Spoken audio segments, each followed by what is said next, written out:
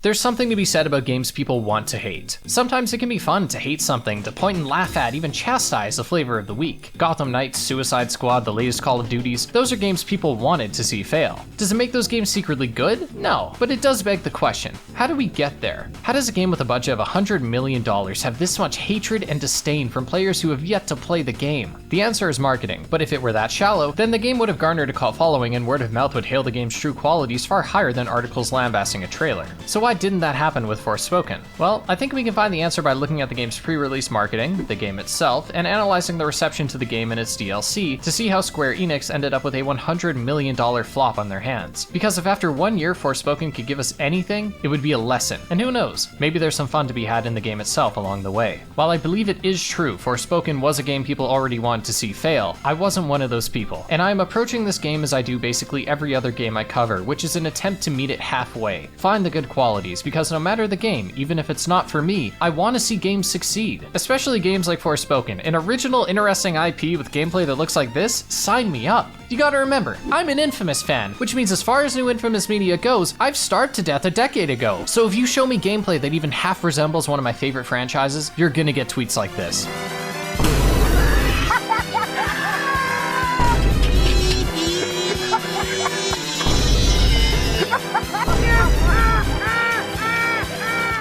You know, I should have been keeping an eye on the sponsor of today's video, Kaku Ancient Seal. It's an open world ARPG that is currently leaving early access to officially launch, and during the first week it'll be 25% off. Combat is a major pillar here, and for good reason, because not only is it engaging as you have plenty of tools to dispatch the many monsters, but because it's got the flash of AAA titles, and that's what impressed me the most about the game. Kaku doesn't feel like an indie game. I mean, look at it. Each swing of your sword has weight, and the impact is just right. This applies to the views too, as each vista looks great, but Kaku is more than a pretty face, because there are plenty of engaging puzzles that personally appeal to me a lot. Having a gorgeous open world to explore and engaging gameplay within each point of interest to me is a recipe for success. With games like this, boss fights can often be a struggle, but I happily report that this is not the case for Kaku, as each boss fight has something unique to offer and overcome. Over its expansive 30-hour playtime, you'll explore different maps, come across epic battles, and all of this is with a polished UI and sound effects to keep you immersed. So if you want to try Kaku Ancient Seal, then feel free to click the link in the description and pinned comment to get it while it's on sale. And thank you to Kaku for sponsoring this portion of the video.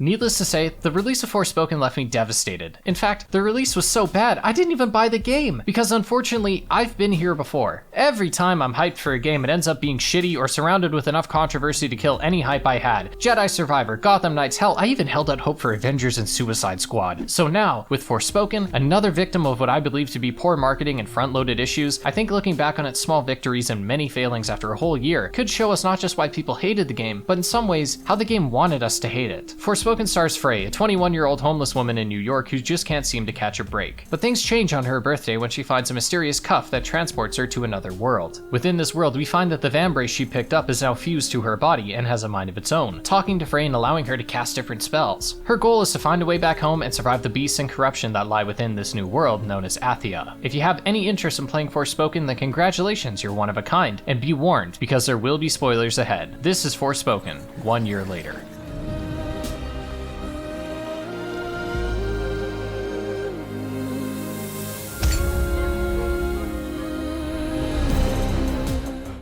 As early as 2011, Square Enix began producing the Luminous engine, with the goal of producing cutting-edge games built for the 8th generation of consoles on a thriftier in-house engine. This isn't the first time an effort like this was made, as the Crystal Tools engine attempted something similar. Square Enix strived to incorporate the engine into their currently developed game, Final Fantasy XIII, and we all know how that turned out. Essentially, trying to meet the expectations of an unfinished game and engine at the same time became problematic. Unfortunately, Square decided to learn from their mistakes, not incorporating the Luminous engine on any games until it was completed. As the engine was being used for Final Fantasy XV, many developers who worked on the game were taken away from the project to form Luminous Productions, with the goal of making next-gen games with the Luminous engine and building it up as its own sort of brand. Their first assignment went under the name of Project Athia, and by 2021 was given a final name, Forspoken. Square Enix, while not a perfect developer, has a good enough track record to have earned a lot of people's trust. And when you look at some of the writers here, like Amy Hennig, previously known for her work on the Uncharted trilogy, it became easy to get excited for Forspoken. An original IP, an interesting setting, an engine that has been in the oven for nearly a decade, and a team of impressive talent behind them would lead you to believe that Forspoken was going to have a lot of hype behind it. And, well, you know the rest from here. When looking at any social media posts surrounding Forspoken before launch, you'll see a common trend, which is people making fun of the game with every chance they get. While as stated, it can be fun to make light of a game's flaws, and it probably feels good to posture yourself as above the game, my intentions here are not to belittle Forspoken.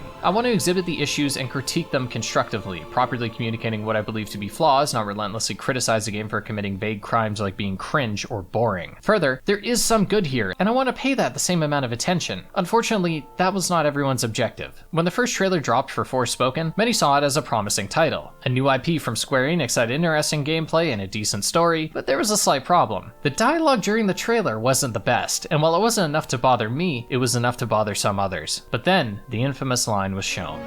Okay, so let me get this straight. I'm somewhere that's not what I would call Earth. I'm seeing freaking dragons, and oh yeah, I'm talking to a cop! Did I just do that? We did. I just moved shit with my freaking mind!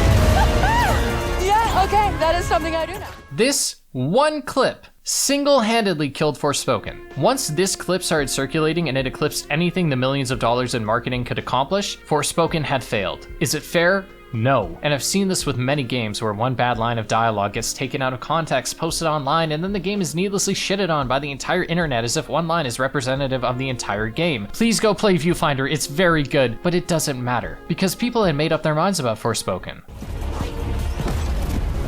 So let me get this straight. I'm somewhere that's not what I would call Earth. I'm seeing freaking dragons, and oh yeah, I'm talking to a cop! Yeah, okay, that is something I do now.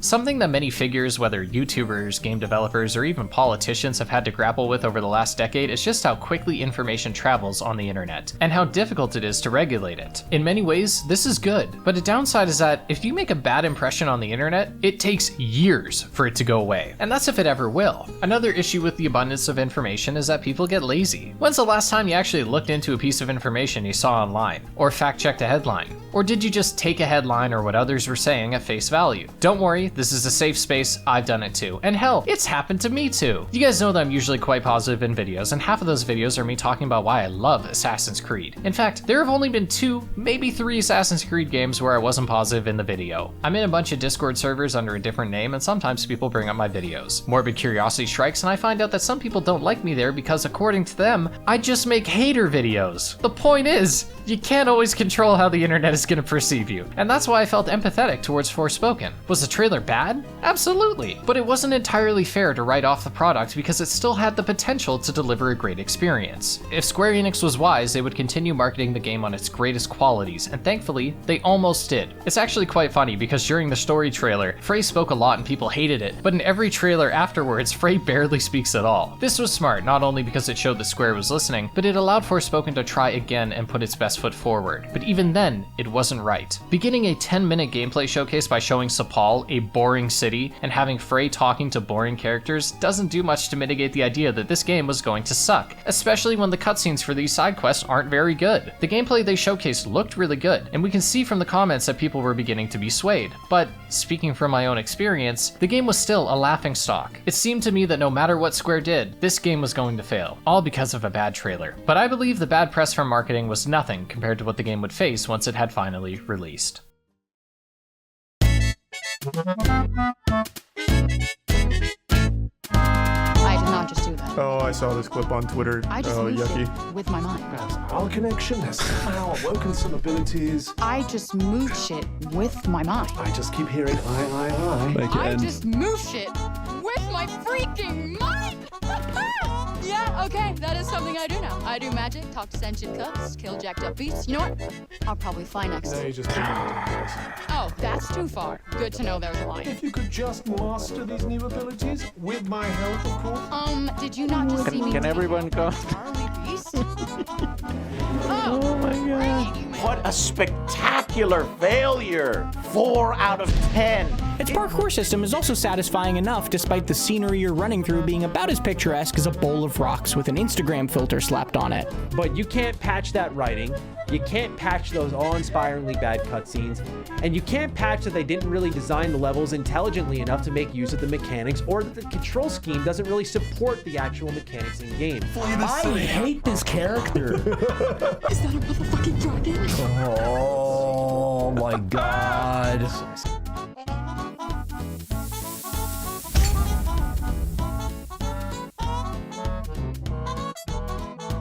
To say the reaction was abysmal would be an understatement, and I can't even begin to imagine the look on the developers' faces. Forspoken had to be delayed for polish, and unfortunately, many wish it was delayed longer, because the state this game released in was near unplayable, even on its lowest settings, which made the game look downright horrible. With the initial reactions, the reviews, and the discourse, the prophecy had been fulfilled. Forspoken was a failure. A buggy, poorly performing game isn't new. Jedi Survivor had one of the worst releases of 2023, and yet people still loved the game. They eventually bought it once it was fixed, because underneath all of that was a genuinely great game, and that was evident from the opening moments. Forspoken has fun gameplay. I had fun, but I think it takes too long for people to get to that gameplay, and a lot of people didn't. One of the most sobering moments from when I began researching for this video was when I watched a video from someone answering why people hated Forspoken, and halfway through the video, they had admitted they aren't even halfway through the game. At first, I was annoyed. How could you possibly understand the flaws of the game and why people disliked it if you hadn't finished it? But I realized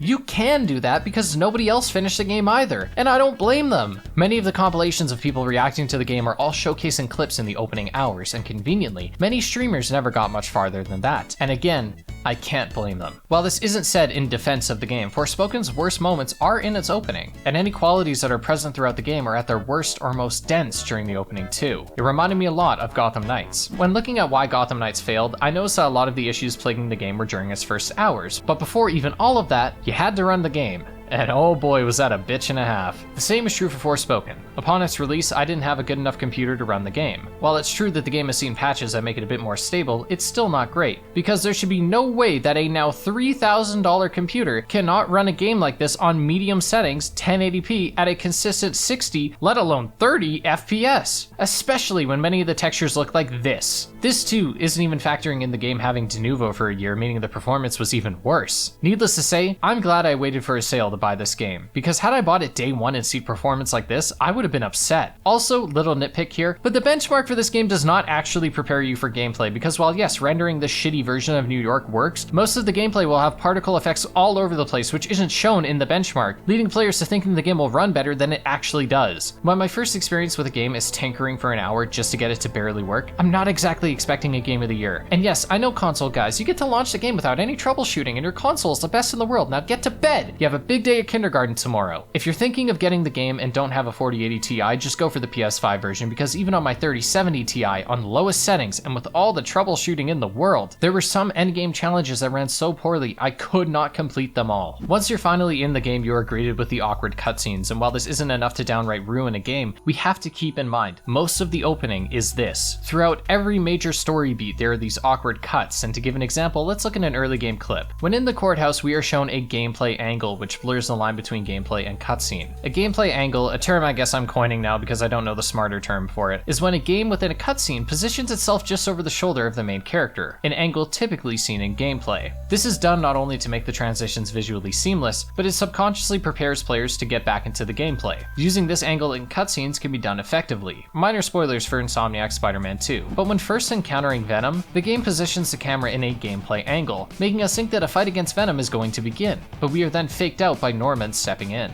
In Forspoken, we get a gameplay angle without any proper payoff or visible reason at all, making the cutscene feel not like a cutscene. If all you've seen of the game are the popular clips online, then you think this was exclusive to the early game, and while yes, it is at its most dense in the early game, this awkwardness is felt throughout the entire adventure. After about 5 hours, you will have taken down your first Tanta Sila. Upon defeating her, the first canonical person Frey has killed, Frey begins absorbing Sila's power, and she says this. Whoa. I think we just leveled up.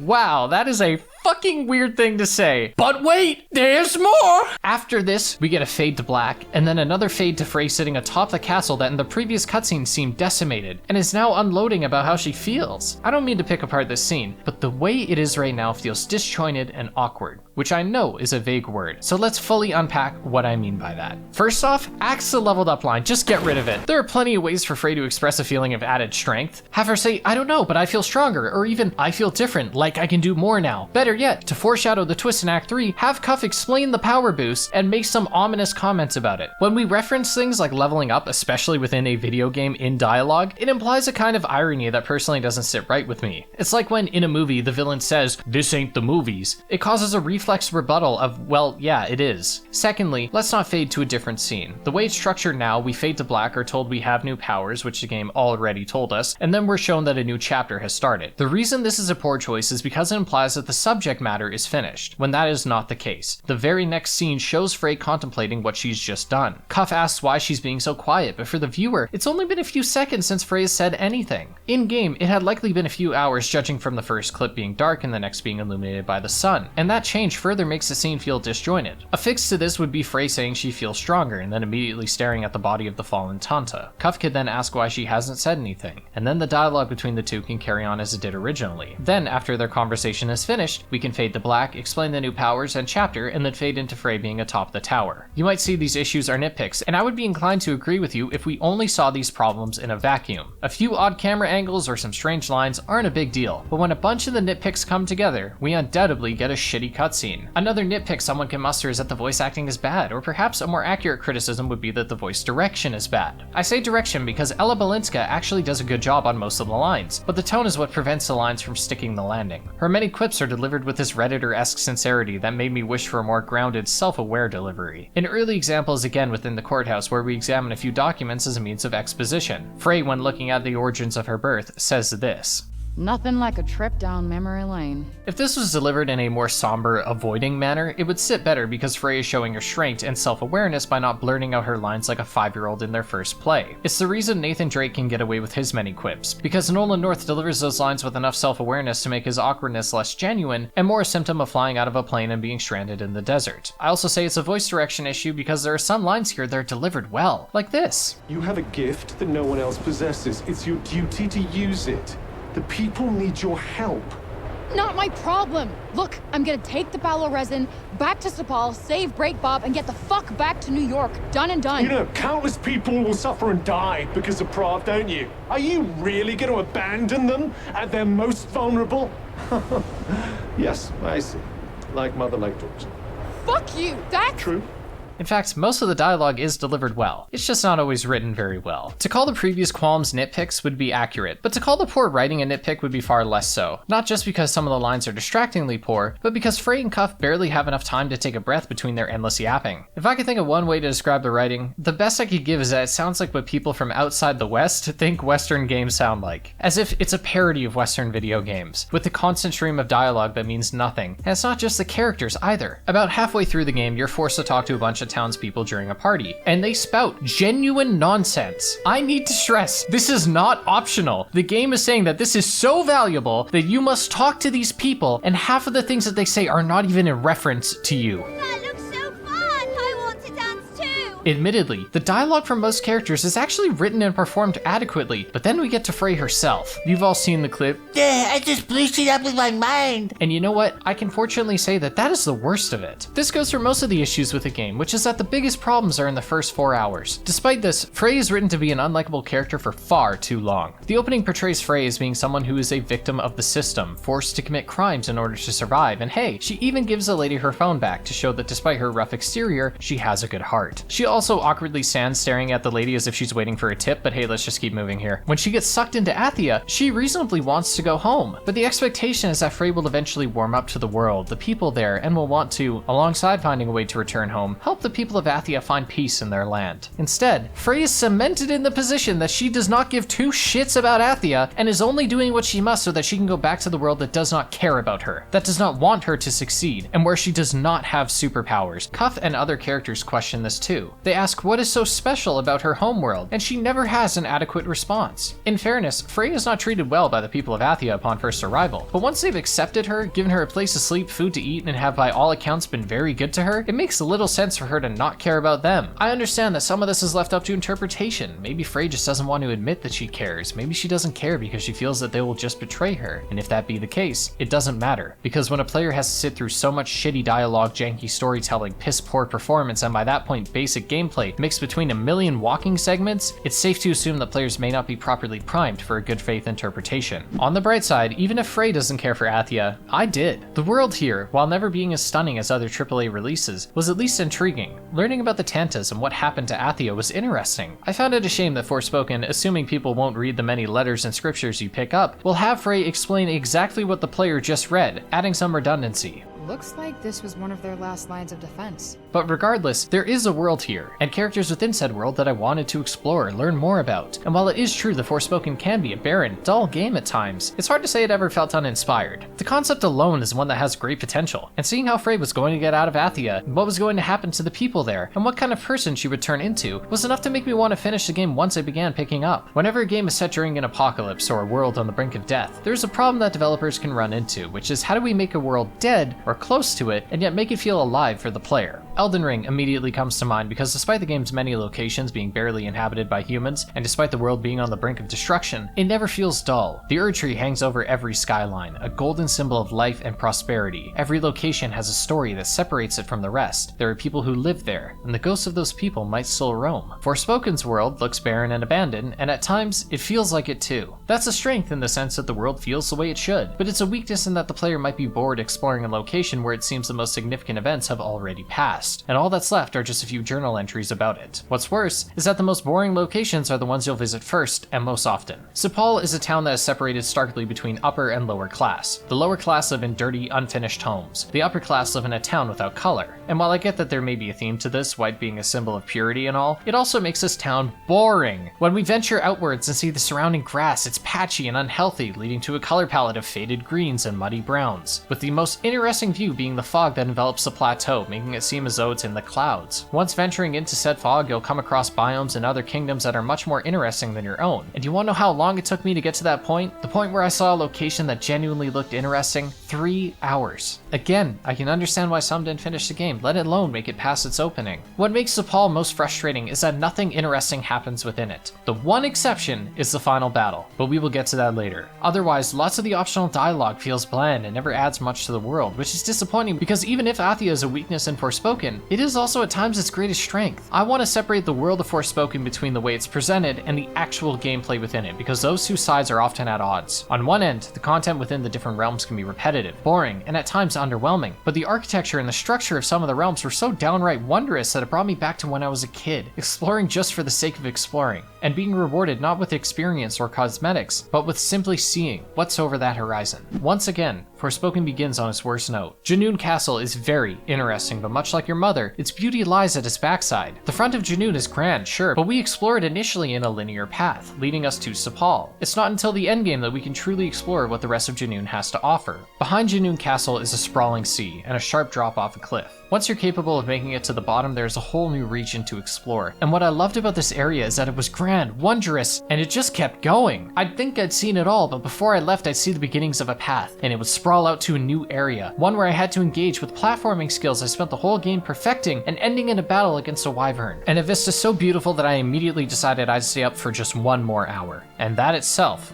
turned into many more hours. Anyone who intends on defending Forspoken will begin with its combat, and that's a wise place to start because it is quite good. But that feeling of exploring a fantastical land being rewarded in both tangible and intangible ways is what hooked me most about Forspoken. Learning about the world both visually and through archives kept me interested more than the endless monuments around the map, and in fact, it was the monuments themselves that proved this most. Every time you approach one of these, you're given an increase to one of your stats. These increases are never felt in gameplay. Sure, I eventually realized that my health bar had gotten larger than I remembered, but the reward itself, plus 5 points, was so negligible that I didn't care. But what made these special was what they communicated. In a land where every home is ransacked, every town is lifeless, and almost the entire realm has been consumed by this corrupting miasma, these monuments, the testaments to the faith the people of Athia put into the Tantas, they stand as tall as ever. The people of Athia never truly lose faith in the Tantas. Even in their corrupted state, their blessing is given as oaths of a god, and these monuments remain proof that there's hope for them to return, or at least something to remember who they were. The large stone structure that hangs over Junoon, one that conveniently has the same mystical spiral as the portal that sent you to Athia, is constantly reminding us of our point of origin. Not just where the game began, but where Frey was born, and where she will be given the power to return to at the end of her journey. I'll admit this is the peak of the world design to me, and its true beauty is isn't seen in full until the end of the adventure. Unfortunately, most players after exiting Sepal for the first time will explore barren lands that are generally uninteresting. But shortly after we move to Preynost, which I found to be one of the more engaging environments. The sky takes on a beautiful hue and the exposed ore makes this a vibrant land in spite of its desolation. At this point, 4.5 hours in, Forspoken was winning me over in terms of exploration, and this continued into Silas Castle, which had all the grandeur a Tanto of War would elicit. Unfortunately, after this we make way to Prav's realm, Avo Alet, which upon first arrival has a great uncanny atmosphere, but that reluctant intrigue fades quickly. Tanta Prav, the Tanta of Law, is an uncanny character. Her face seems off, her personality is split in two, and her presence is uncomfortable. Matching this is her realm, which contains off-key music and a consistent presence of gloom. Furthering the unsettling nature is the presence of floating islands and rocks, which offer more engaging platforming.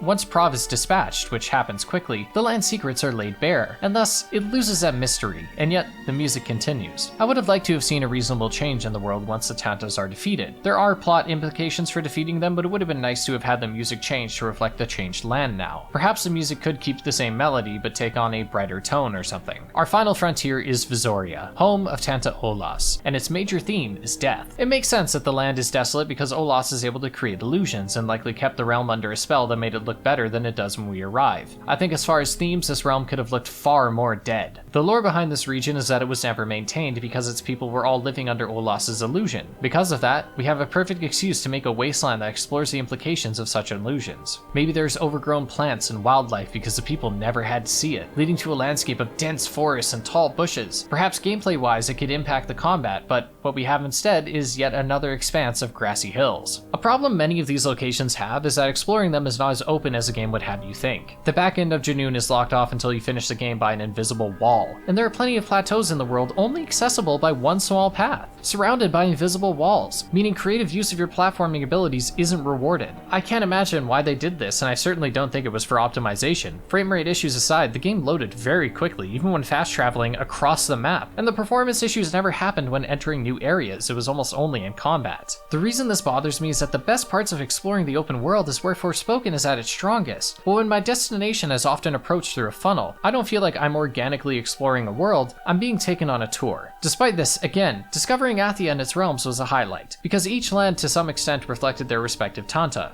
I did question on a few occasions why the towns were always so small and primitive. Aside from the surrounding castle town, I never saw much grandeur outside of the Tanta's castles themselves, and if they really prioritized such massive structures over the people's homes, then maybe they weren't so great beforehand. This problem is elevated by how easy it is to traverse these towns. Frey is capable of soaring above the rooftops, and when you move as fast as you do, these cities feel small. There's something to be said about how Athia feels relative to New York though, because if we're swapping one advanced civilization for another fitted with urbanization and skyscrapers, it wouldn't feel like we're traveling to a different world. It's not visuals alone that make exploring Forspoken fun, and those who most criticize the excessive size of the map do so because they don't enjoy how empty it can feel. It's true, there are some sections of Athia that are strangely blank, and on one hand, more content would prevent the world from feeling empty. On the other, I found the amount of side content on offer here to be genuinely overwhelming, and I'm a fan of Assassin's Creed Unity, so that says a lot. Sometimes you'll be moving in a straightish line for a minute or two, and this is most evident after returning to Sepal and being told to make a journey to another Tanta's realm. If you were to go straight ahead for your goal, then yes, it would be boring, but I believe the point of these long distances is to encourage you to stop along the way and power up, because like many other open world games, the fun of the combat comes mostly from your own moveset and how you intersect different abilities. This sentiment applies well to traversal. Frey's essential movement tool, Flow, is unlocked early, and if you don't bother upgrading your traversal past that, then indeed, movement and thus any long form travel is boring. Once you have a few upgrades though, a flaming grappling hook, a float ability, a climbing ability, a bunny hop that regenerates stamina, a magic surfboard to skim across water, and a speed boost performed through rhythmic timing, suddenly traversal is engaging because, in order to make it both efficient and damn cool, you'll need to utilize every tool at your disposal. I believe this is why many took issue with the open areas of Forspoken, and I won't deny it, Athia is desolate on a good day, but I will say that those who enjoy the movement will find joy in zipping over the rolling hills. I know just a moment ago I alluded to the topic of this section being combat, and that is still true, but I had to set up traversal first, because it plays an essential role not just in combat, but the game's balance as a whole. Frey's primary defensive combat ability is Flow. Flow in the open world will automatically have Frey vault over whatever is in her way. The same principle applies to combat. Frey will vault over enemies, projectiles, beams of light, and during said vaulting animation she's given invincibility. This on the visual side blesses our eyes with the sight of Frey crowd surfing over mobs of mobs and performing elegant flips over spells, but on the balance side, it means that Frey is rarely in danger. more. Now I should clarify that Frey cannot vault over attacks prefaced by a red X over the enemy, but the dash works so well that with mediocre timing, few attacks are threatening, especially in one-on-one encounters. The only time I died during a boss fight in the story was when it was 5 AM and I was dead at the wheel, and had been playing for a few hours up to that point. But I hear you saying, Aqua, why didn't you turn up the difficulty? Excellent idea. But now we have a different problem, which is that on harder difficulties, the only thing that changes are enemy health bars. The average encounter on hard mode until you reach the endgame where you can cast multiple buffs and debuffs at will becomes multiple minute-long tests of patience. The problem I ran into was as follows. Enemies have massive health bars, so I'm forced to only use the most damaging magic, which due to the way progression is handled, will be the magic I use the most often. Now I'm doing the same thing over and over, same spells over and over, and it still takes way too long. And this is against enemies in the early game. Most enemies don't have that many attacks, so the learning process is short, and thus the fighting becomes boring. And yet, on normal difficulty, the opposite is true for boss fights. Now bosses that have myriad attacks are over so quickly that we can barely see their moveset before it's over. The reason I'm harping on this issue is that the boss fights here are quite good. They are unique, have interesting attacks, and with each new boss fight, you'll have a new ability to use on them. So allow the spectacle to last for longer, especially when the Tantas are built up as these deity-esque figures. To get back to the fundamentals of combat, we can look at the many tools at Frey's disposal. Each kind of magic has an attack spell and a support spell, with the attack spells being split into heavy and light attacks. Said heavy attacks can be charged up to level 3 to increase range and damage. Initially, you start with Frey's magic, which is generally nature-based, making use of rocks and flora from the surrounding world. As you defeat the Tantas, you'll gain their magic abilities like fire, water, and electricity. Frey's magic is a good all-rounder, offering options for far, mid-range, and close-quarters combat with support skills capable of either boosting damage or healing Frey. In the early hours, this magic is invaluable, especially considering that you can spec Frey's magic out to fill gaps left behind by other Tantas. For example, a mid-game player who has Syla's magic, which is designed for close encounters, can upgrade the long-range segments of Frey's skill tree to ensure that they have all their bases covered. Once you have all the Tantas' magic, the game opens up different possibilities in terms of builds, gameplay strategies, and combinations of attacks. But yet again, it takes too long to get there. In the opening hours, you'll be relying on Frey's magic to deal with enemies, and it's during this time that you must be careful with how you approach fights, because you're weak, and that'll naturally lead players to adopting whatever strategy does the most damage and clinging to it for dear life. I found myself doing this too.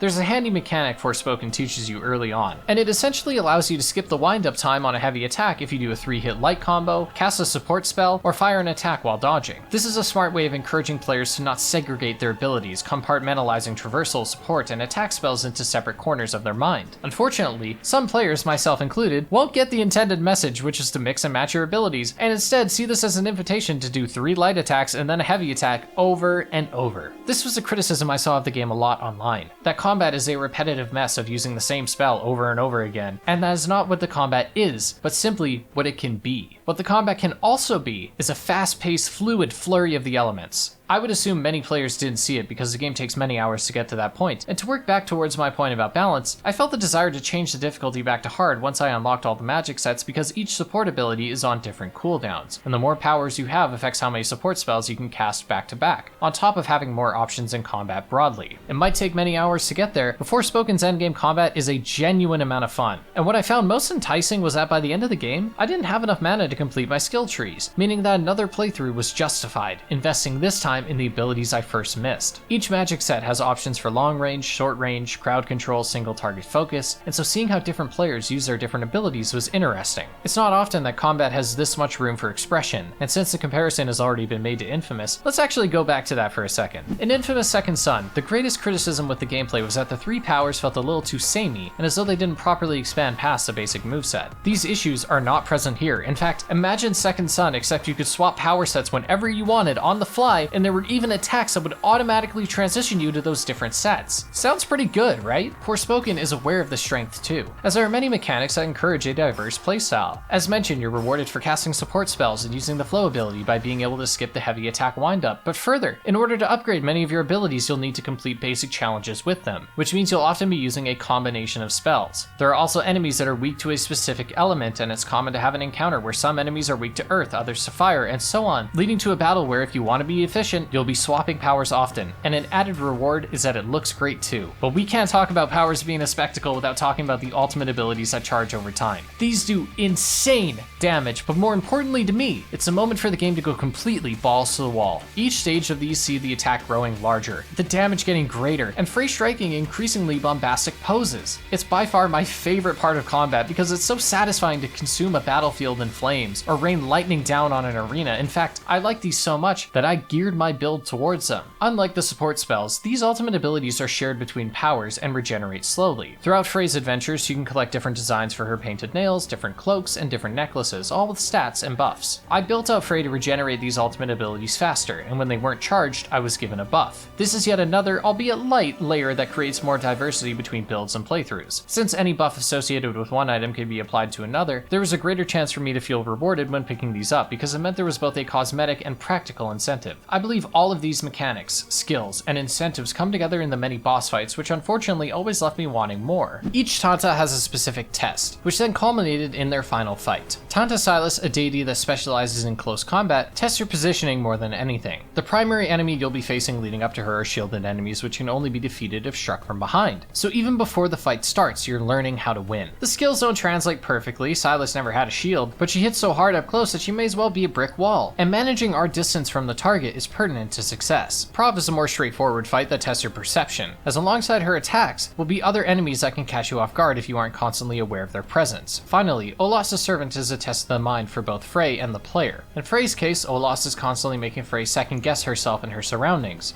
even her feelings over life and death. And as the player, our wits are being tested in the restrictions placed upon us. At times, sight, sound, or certain spells are blocked off, meaning we have to use our heads a bit more to make it out. The final battle is an exception, as it is a culmination of your skills, and I believe it executes a balance between challenge and spectacle quite well, with environments changing, a Super Saiyan-esque transformation, and it's the only fight in the story that allows you to use all of your powers at once. Perhaps this is why the endgame is so strong, because once the story is complete, you're set loose on the open world without boundaries, and with all the skills needed to get creative. Issue is, the actual content within that open world can be disappointing. I've spoken already about how the open world activities contribute to the feeling of exploring Athia, but as far as the gameplay itself, I was never blown away. At its worst, we have the monuments, which while I did praise for their environmental storytelling, are a simple walk up and get a free stat increase kind of activity. Rarely there are gaps between you and the platform, but they were nothing I thought much of. Then there are the named locations like caves, abandoned towns, and other landmarks that will contain enemies, sometimes in waves. It's a flimsy excuse to engage with the basic combat, but for how many of these there are, they never evolved enough for me to feel invested. And this is especially the case when one abandoned village is hardly separable from the others. The same visually can be said for the labyrinths around the map. Interiors are all the same, and the gameplay itself is just moving through different rooms of enemies. At least these end in a relatively grandiose boss fight that in the early game can offer some really challenging scenarios. Within these areas, you'll find loot often locked behind chests with a puzzle that, like many games, is pretty unrelated to the rest of the gameplay. I'm always torn when criticizing this stuff because on one hand, it feels totally disconnected from blowing things up with your freaking mind, but on the other, I genuinely enjoyed them. So do with that what you will. Then there are these memories which show you completing a challenge in the past, which means clearing out enemies, racing across Athia, or doing a mix of both, and these were generally the most varied and fun challenges. Then we get to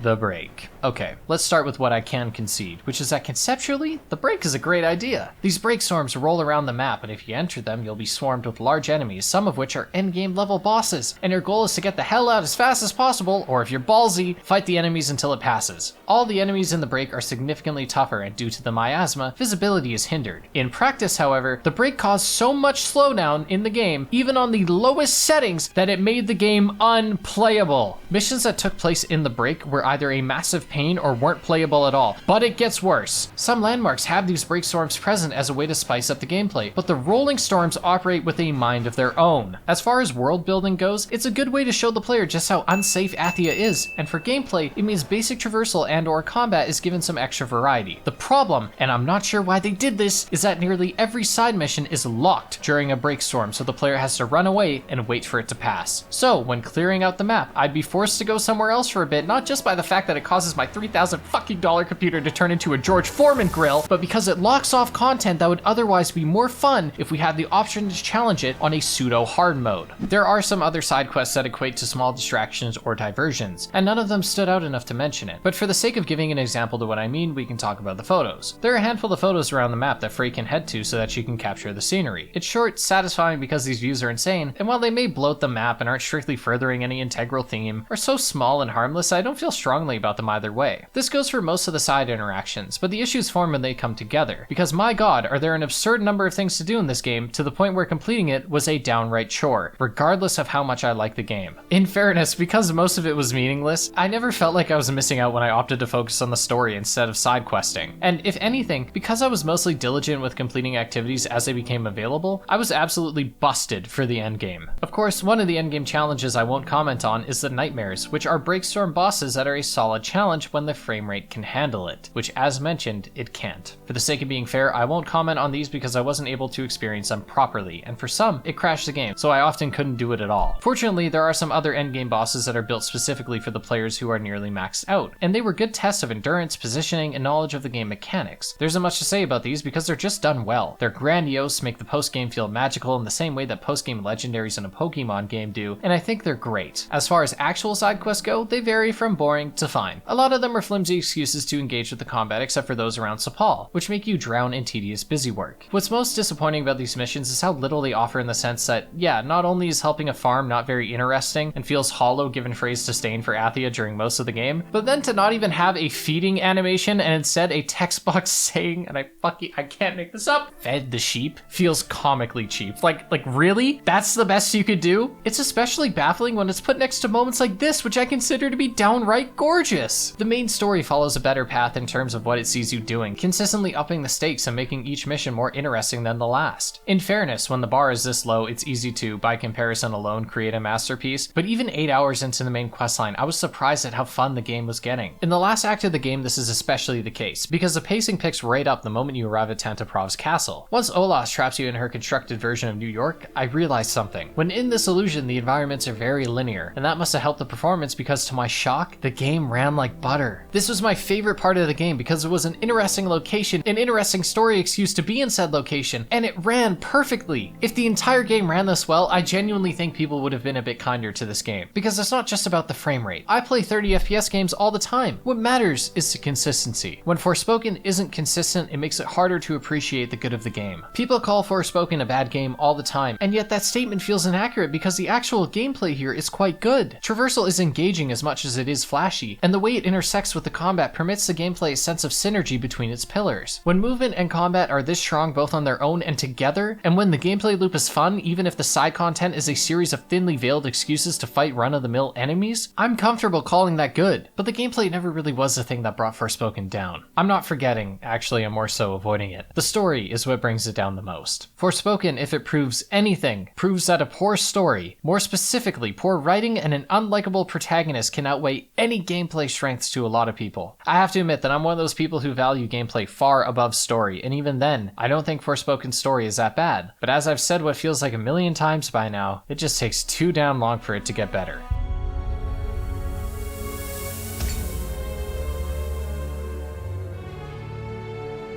The story of Forspoken is a simple one, which may be surprising given how deep the roots of the world building run. And what's most odd about it is that if all the themes subtly presented were expanded upon, you'd probably have a better story. I want to make it clear that this section of the video is going to be concerned with the story itself and not necessarily how it's presented, because I already discussed that. And while I could continue to list the different scenes that are bogged down by poor delivery, camera work, or play a montage of cringeworthy lines, I think it's better to discuss the actual story being told here, and if it's worth seeing the end of. There's been very little discussion on the story of Forspoken, and that makes sense because again, few people actually made it to the end. And that's a shame, because as the story goes on, while it may not step up dramatically in quality, it does bring more sincerity, and that's worth a lot. My first major gripe with the story is how much time is spent in New York. Setting up Frey's life is important context, but there are certain scenes that could have been cut down, such as the encounter with the gang members. Instead of having her beaten up, have her receive a text message with a threat saying that the criminals will find her. We learn that Frey was abandoned as a baby and never really found a place in the world, but she at least has a cat and lives in an abandoned building where she can sleep and pull together what little cat cash she makes to get out of New York and live somewhere assumedly cheaper, and abandon her ties to the criminal underworld. Unfortunately, there's a fire caused by the gang from earlier which forces her to leave the home with her cat, and of course, she leaves the money behind. Alright, I don't mean to nitpick, but not allowing the player to grab the money bag and forcing them to leave it behind for such a contrived reason is, to me, the first major misstep in this opening. It made me feel like Frey was stupid, and yet I felt as though the whole point of the money was to posture Frey as someone who isn't stupid. The money is the game's way of saying Frey is doing what she can to get out, and it isn't her that's the problem, it's the circumstances of where she lives. But when Frey is so adamant about leaving her only escape plan in the room currently on fire, it makes it harder for the player to feel bad for her because we now know at least some of the responsibility for her hardships is on her. There are a million ways this could have been changed. Maybe instead of the money being in front of the closet, have it in the closet and the closet is on fire, so that it's inaccessible for a realistic reason. Or better yet, allow Frey to grab both the cat and the money and have the thugs ambush her outside, taking the cash and calling it a fee for her failed work for them. I have to stress how important this little scene is because player expectations were already low going into this. People thought the game, specifically the story, would suck. If there were any hope for players, it would be the gameplay, and unfortunately, Forspoken didn't lead with that. With that in mind, the opening needs to be rock solid, because if it isn't, players will latch onto it and use it to make assumptions about the rest of the story.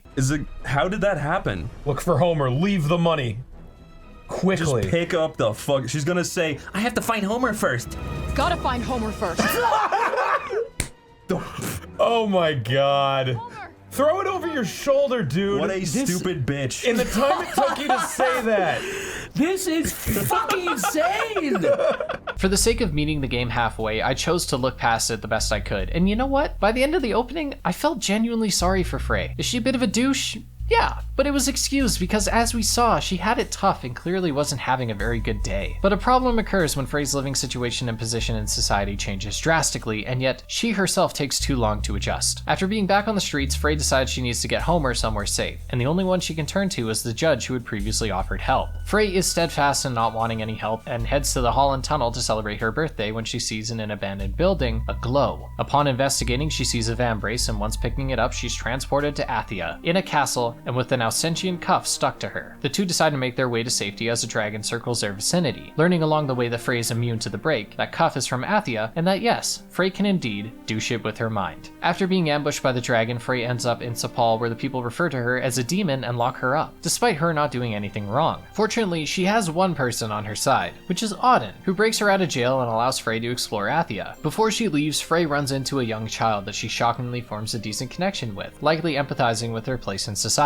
After finding and saving Auden's father, who was somehow able to survive in the break for 20 years, Tanta Sila gets word of Frey's presence and threatens the people of Sepal. In the process, her friend from earlier dies, which is what motivates Frey to retaliate and make her journey to confront Tanta Sila. At this point, the game really opens up as you have nearly all of Sila's realm to explore, and the game stops holding your hand so much. As far as the story goes, this is where things started improving significantly. Not only are we finally getting some freedom, but we also have a goal and stakes. Frey is still certain that she doesn't care about Sepal, and her motivation for tolerating them is an attempt at returning to New York. On the way to Sila, we get introduced to the Tantas through different portraits, but that isn't all. As mentioned, the game likes to show you something, explain it to you in dialogue, and then show an archive entry explaining it. Not only is it redundant, but it gave me the impression that the game thinks I'm too stupid to understand what's going on, and thus feels the need to explain things a million times over. These portraits exemplify it perfectly, even acknowledging that you knew that already. Sila, Tanta of strength. But you knew that already, of course. Tanta Sila is the most aggressive of the Tantas, and in self-defense, Frey kills her. It's at this point that she, levels up, and we head back to Sepal to find the town celebrating our victory despite Frey's hesitations about killing. Unfortunately, the game never goes too far into Frey's feelings on the matter because Frey certainly doesn't mind killing people who have been corrupted by the break, except she does. During the celebrations, the break moves further into Sepal, consuming most of the lower slums, and at this moment she says she can't. But what's the difference? The people you've killed out in the field are also people, are they not? The reason I bring this up is that Frey is heavily against taking a life, and that's completely reasonable. But it's meant to be a massive hurdle when it comes down to taking Prov, and yet in other scenes, it's not very consistent. The justification for going after Prov is that with Sila's death, she's no longer a threat to Sepal, and so Frey is avenged and saved many people by bringing her to justice. In Frey's defense, she went to Sila with hopes of getting out of Athia, not to kill her. But when she heads to Prov, the intention is to confront her. If there is one thing I can praise in the scene before heading into Castle Visoria, it's that the dialogue between Frey and Cuff is genuinely well done here. Cuff is encouraging her to kill the Tantas, and Frey is maintaining that she doesn't give a fuck about these people, which is fair, but it's during this segment of the game that Cuff asks a question that should have been asked far sooner, which is why Frey wants to go back to New York. As we saw in the opening of the game, Frey's life in New York sucked. She couldn't find any housing, the system was against her as it was many in her position, and her goal as far as the player was concerned was to get out of New York. The only thing here for her is Homer, and even then, he's with the judge and likely won't last long with Frey before dying due to malnutrition or being seized. Why then would Frey want to go back there? It's later hinted that Frey might have had plans to end things before she found Cuff, and so why then would she want to go back there? Now, the theory I decided to go with during my playthrough is that Frey, after losing the apartment, hit a new low and decided to more or less give up. She has no more determination left, no more hope, and I assume she is still struggling to care about Athia, the people who need her, and to care about anything, because she worries that it'll just get her hopes up and have her hurt once again. The problem I have with this series is that I'm doing a lot of the heavy lifting on my end to make assumptions about a character's core, and the evidence to back it up is really flimsy. If this is what I got out of the game, is it worth praising, even if it isn't true? It's hard to say, but it's easier to say that I wanted to see more of how Frey was feeling. We know she had thoughts of ending things, so why not delve into why? And if that be the case, why does she still want to leave a world where she has a place, a chance, and eventually finds it to be her home? Even this, though, is contradicted by the alternate ending where we can go back to New York. While it's fun when games do this stuff, it further begs the question,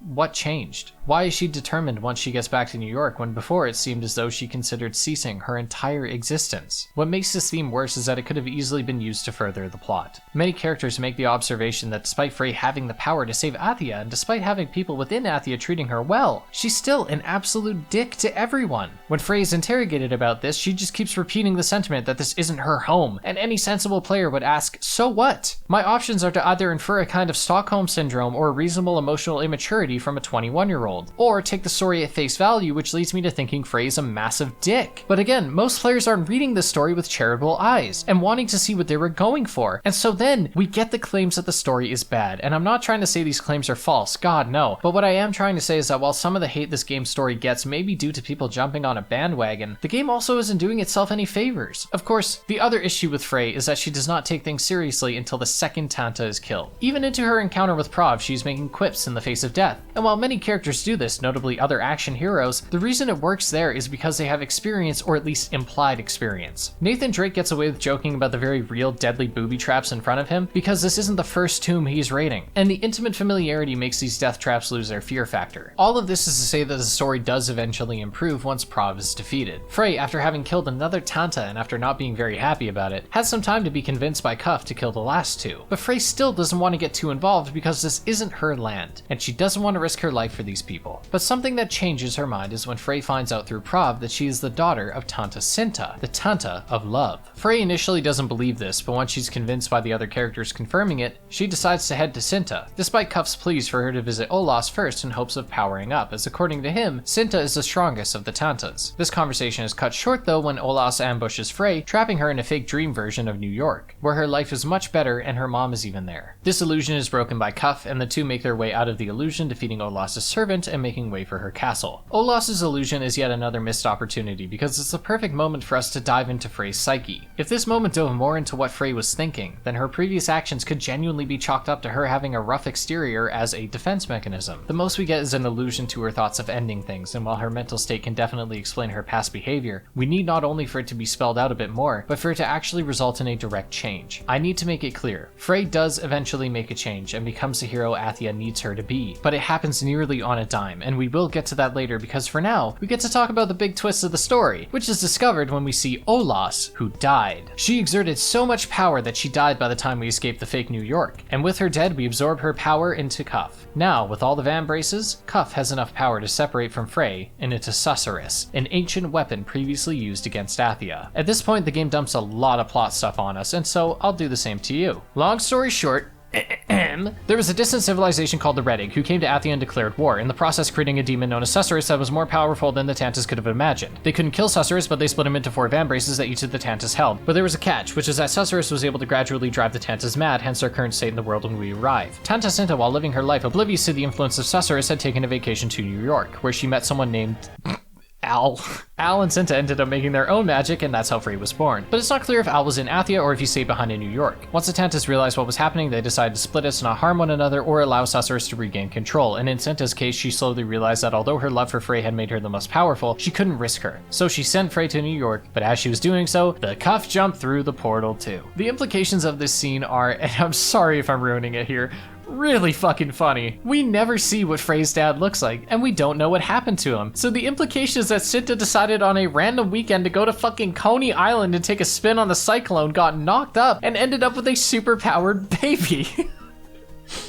I'm sorry. Look, the reason this is so funny is because the game has been building to this for a while. I mean, the implication that Trey was transported here and now has powers kind of hints at her being somehow connected to the land, and yet the explanation of it all, the origins of our protagonists, are some fucking Brooklyn backshots, baby! Putting that aside, okay, we're gonna ignore this. I also want to make it clear that what makes this segment of the game genuinely engaging and genuinely good to me is not the writing or the story itself, but the sincerity. Sometimes, when a game goes all out, I get lost in how many rules it's breaking or how little sense it's making. But when a game does that with sincerity, says that shit with its chest, and delivers the story with a straight face, I can look past it and just vibe with how insane it is. Frey by the end of the game takes the situation very seriously and doesn't feel the need to fill every line of dialogue with a joke or a quip. And it allowed me to get invested because the game wasn't constantly making fun of itself. At no point does Frey make a self-aware comment about how crazy things are getting. She just rolls with it and lets the player do the same. With that said, I still find this final stretch of the game to be very confusing, not in the plot points it hits, but in the questions without answers. Susurrus, when split into the 4 cuffs, was able to, through said cuffs, corrupt the minds of the Tantas. But where did the break come from? From the cuffs the Tantas held? Once the Tanta's mind is corrupted, can it be reversed? Cuff says it can't, but obviously he wants the Tantas dead anyways. The biggest question I had was, why wasn't Cinta cured? When her cuff jumped off her arm and followed Frey, wouldn't the corruption stop? Maybe her losing the vambrace is what allowed her to come back in some form near the end, but it still calls into question why she chose to attack Frey at the beginning of the game. Oh yeah, and she turns into a dragon. It was the dragon that ambushed you in the beginning. I don't know how it works. Fuck it, let's just move on. The issue here isn't that the game is breaking its own rules, it's that it comes across as a break having no rules. We know that it is in some way connected to Susurrus, and that people within it will mostly perish aside from a few exceptions, and that's it. So how then the break transforms Cinta into a dragon, but it also allows her to take on a human form, is beyond me. It could be the Tanta powers, but I think all of this would have landed better if it were brought up throughout the game instead of right at the end, because the information overload is high here. You're told that Cuff betrayed you and is basically a god, you have no powers, your mom's a dragon, wait, you actually do have powers and you had them all along, you just needed to believe, and then we get multiple memories of how the Tantas dealt with the oncoming break. Then we're given the decision to go back to New York or head to Sepal where Susurrus is to save what remains of Athia with our mother. Going back to New York leads to a short cutscene, and it's obvious that devs didn't think anyone would pick it, especially because the other portal takes you to a final fight where you ride in on a fucking dragon. This final encounter goes balls to the wall, or at least after you get the chance to talk to the people of Sepal one last time. Just before this moment, Frey still said she gives zero fucks about this place, and yet once she learns of her origins, she changes her tunes drastically. I don't understand why this was so important. Maybe I'm missing something, but why does that change so much fundamentally? Was it because Frey deep down still felt she belonged in New York? How could any of her life experiences still lead her to calling that home? When it's revealed that Cinta is likely her mother, Frey is still intent on going home, so clearly finding her mom doesn't matter, and while that could be because she's under the impression that her mother abandoned her rather than moving her to somewhere safe, the problem with most of these revelations is that Cuff isn't there, so we can't peek into Frey's mind outside of what she says, which throughout the story is ironically very little. When I said Frey was unlikable early in the video, I was referring to how much of an unabashed hater she is, and a character doesn't need to be likable for them to be good in my eyes. I mentioned this in my Last of Us video, but Joel was a character that I saw as mostly unlikable. He was rigid, rarely talked about his emotions, and committed horrible acts for selfish reasons. But despite this, I loved his character because he had very clear reasons for acting the way he did. Frey doesn't have clear reasons for acting the way she does. Her being hostile to everyone and being pessimistic makes sense because she's lived a shitty life. But after days of being in a community that not only wants to help her, but needs her, her behavior doesn't change until her mother spells everything out for her. Eventually, I came to the conclusion that this is just Frey, and at some point I need to stop asking her to be someone she's not, because even after the story, she still has this delivery of a hater. Either way, I think I've harped on it enough. The point doesn't need to be restated. What I liked about this ending is that it moved quickly and was sincere, even if it's nothing original, all the way from love being stronger than all and Frey going fucking Super Saiyan. But when the game plays it straight, I become wholly invested. The game concludes with Frey realizing that she is the 5th Tanta, and after awakening, she is able to defeat Susurrus once again, but not permanently. Instead of trapping him within another cuff, Susurrus is absorbed within Frey, now with a permanent cuff-esque tattoo on her arm. I like this choice for 2 reasons. The first is that it allows the dynamic of Cuff and Frey to continue into the post-game, which ends up being quite good because their dialogue changes a bit to reflect their new animosity. And the second is that it opens the door to some really interesting sequel ideas. Imagine in another Forspoken, which let's be real, we're never getting, you play as a different Tanta, 10 years after the events of the first game, where the demon Susurrus is terrorizing a new land, and you have to travel there to defeat him when, ooh, final twist, Susurrus hasn't actually been released, and instead, the demon they're referring to is a now corrupted Frey that the player needs to kill in order to destroy Susurrus for good. Enough speculation, back to the ending. The game concludes with Frey committing the rest of her days to Athia and stopping the break. The ending really is beautiful, staggeringly prettier than the rest of the game, and I enjoyed seeing Frey return to New York with her new powers, coasting above the skyline like a shooting star. This was a pretty solid high note to end the game on, and yeah, I'm not sure if that's because the first few hours were not great, or if it truly was a satisfying ending, but needless to say, overall, I don't mind the story. I know throughout this video I've talked about the story and the lore as though they're different, and I truly think that's the case because not only are they presented in different ways, but because the quality gap naturally divides them. Athia has a history that I was damn excited to learn about, and exploring the landscapes were my favorite moments with the game, but I also found myself not liking Frey until the end. And the whole time I was experiencing the last 2 hours, I was thinking to myself, why couldn't the entire game be like this? This story is one that will succeed best in memory because the broad strokes are quite good, but it's when I remember specifically the awkward moments, the details of the specific twists, and how unlikable I found Frey for most of the game, that I realized it doesn't work as well for me. Fortunately, this isn't the last we would see of Frey, as there was an expansion called In Tanta We Trust that answers some questions about the lore and is proof that if Luminous were given another shot, I bet they could improve upon this game exceptionally.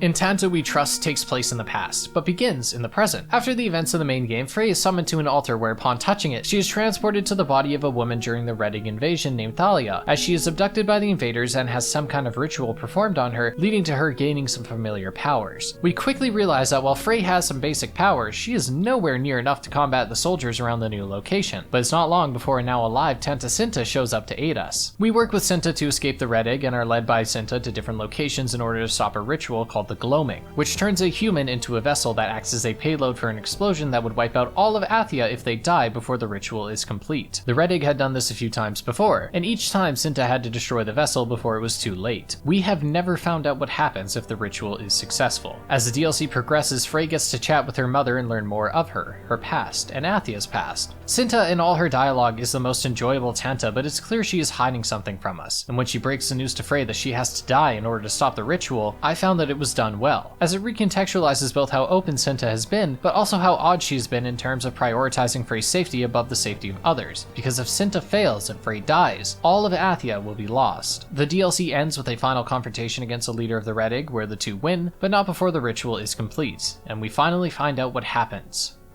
Susurrus. In Tanta We Trust ends with Frey, or Thalia, dying in Cinta's arms, and what comes next is all the lore we read about in the main game. I like the story a lot, mostly because it's short enough to keep the pace up, has a reasonably good twist in the end, and has more consistent writing. You know, for as much shit as the game got for the infamous blow shit up with my mind line, I love the way they address such criticisms here. Did I just do that? Why do I feel like we've been here before? I think all things considered, Forspoken acknowledging the line, getting in on the joke, and taking the L on the chin is one of the most respectable moves the game has pulled in a while. If Forspoken was going to go down, at least it went down with dignity and stuck to its guns. Fucking A. My one major criticism with the plot is that the rules of this pseudo time travel are very flimsy and confusing. So to properly explain it, the entire DLC takes place within a memory of Thalia, with Frey inhabiting her body and being capable of acting freely, but she cannot say anything that might change the past. As to not avoid any timeline issues, because since this is a memory, she cannot explicitly do something Thalia never did. This is proven during a scene where Frey says this. I don't know how to say this, but Athia is in danger. This thing, What is it? I said Weren't you listening to your friend? The mysterious disembodied voice? No changing the past, that's cheating. The problem is, at the end of the game, Frey explains that a great danger is coming, and she's allowed to do this, meaning Thalia somehow knew something bad was coming, but how? Vibes? A hunch? I'm not sure. Aside from that, the story was pretty good. But what I was surprised to have liked the most about the expansion was the gameplay. This shouldn't come as a surprise given that it was the strongest part of the base game, but the gameplay for Intenta We Trust is good, and not only that, it properly builds upon the ideas of the base game, mixing up gameplay enough for it to feel new, but not so much as to make it feel unfamiliar. The only thing that disappointed me was that you get a completely new power set to use, because I just finished getting all the powers at the end of the campaign and I wanted a chance to utilize all the tools. Fortunately, this disappointment was cut short because I found myself enjoying Frey's nerfed power in the beginning hour, as it forced me to play more carefully, and this more oppressive combat is reinforced by the camp system, which acts as brief moments to catch your breath before journeying out again. Even this gameplay loop is flipped on its head too once Cinta is introduced. I was curious to see how she would be worked into gameplay, and I genuinely think this was a genius way of allowing Cinta to be a powerful character, but not to make us feel incapable in comparison. Cinta does an insane amount of damage, and has multiple attacks capable of wiping out enemy numbers Frey could only dream of, but we need to set those attacks up first. The most common way of utilizing Cinta's attacks are by stunning enemies, and upon doing so we can call her in to attack. But each time we do that in an encounter, her attacks get stronger until reaching a devastating attack that sets her back to 0. This fundamentally changes our goals in combat from being a powerhouse to providing support for a different character. This playstyle changes priorities as defensive maneuvers will be more important, and strategically placing and timing Cinta's attacks are the focus. We in the story are unbelievably weak compared to Cinta, lending credence to her being the most powerful of the Tantas, but we as the player are still able to feel powerful because we're the ones calling the shots and pressing the buttons. I was pleasantly surprised by the enemy variety this time as it stepped up from the stumbling zombies of the main game, and the 2 boss fights here were excellent, and indicative of something interesting with the budget. This DLC was offered as part of Forspoken's Deluxe Edition, and thus it makes sense that it was in the early stages of development while Forspoken was being polished up. I believe that due to the poor sales of Forspoken, the budget for this DLC was altered halfway through development, and my reasoning is that there are some parts of the story that you get to and think, okay, yeah, this is where the money went. Some cutscenes are told through oil paintings, and others are rendered spectacularly in-engine. The final battle is a particularly high point because it's a boss fight that requires proper defense, wise use of skills, and it's so grand that most of the times I was hit, it was due to being completely engrossed in the sheer scale of it all. It likely helped that because the entire DLC took place in a relatively small area, it ran great the entire time. Ultimately, there's so much here that adds to the existing lore and so much that's new in terms of gameplay that, knowing what happened to the main game, it left a somber taste in my mouth. It sucks that this was so good. If there was ever an argument to be made in favor of Forspoken getting a second chance, this is it. And I can't stress how much respect I have for Luminous after deciding to stick to their guns with this, and in spite of the poor sales, the shitty reviews, and the countless negative videos made against them, their goal remained the same: to do their best. This isn't a perfect DLC. There are some issues with the story not being fully explained, and there isn't much here that changes the present day in Athia. At most, we get a sequel bait, which feels pretty ballsy all things considered, but hey, I guess I can't blame them for trying, and at least giving us a semblance of closure by telling us what's next for Frey, even if we'll likely never get to experience it.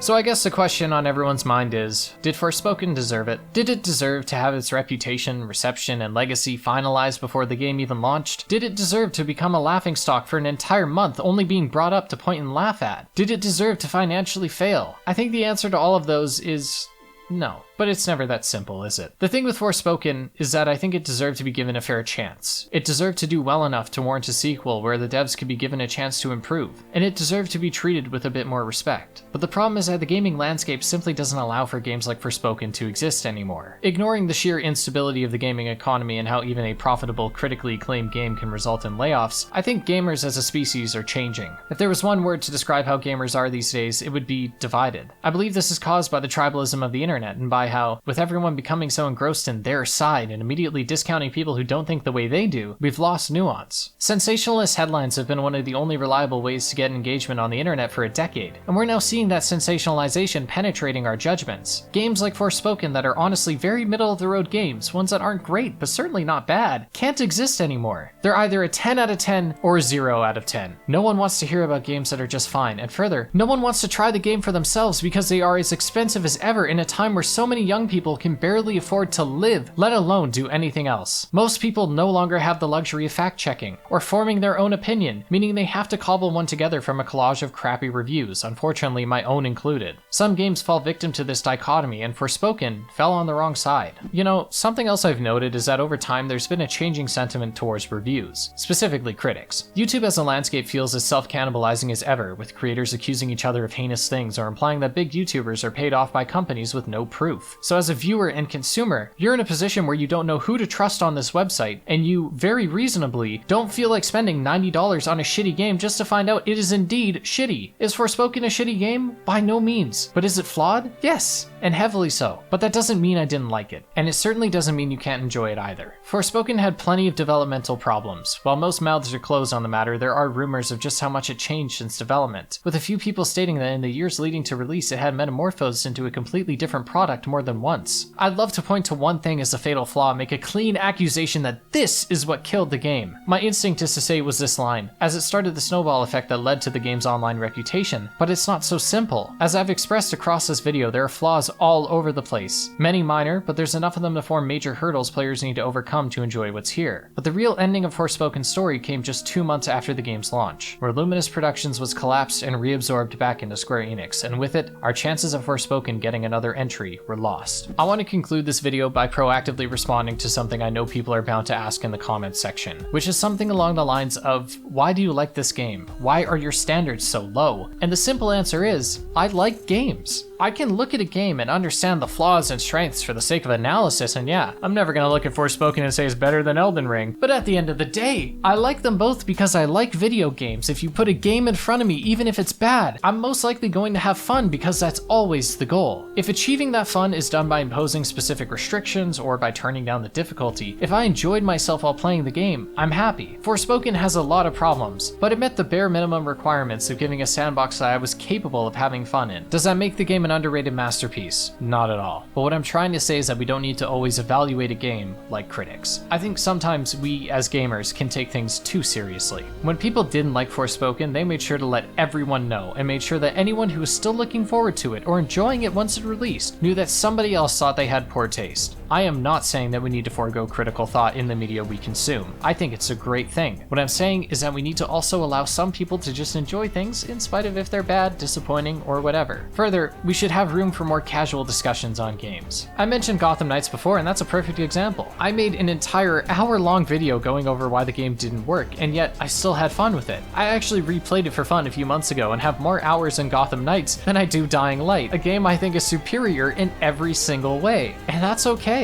To the people that love Forspoken, 1, I get it, and 2, keep enjoying it. I hope somehow this isn't the end of the Forspoken story because I think there's so much potential here, and the idea is, to me, too good to waste. To those that hate Forspoken, don't worry, there are plenty of other games to play.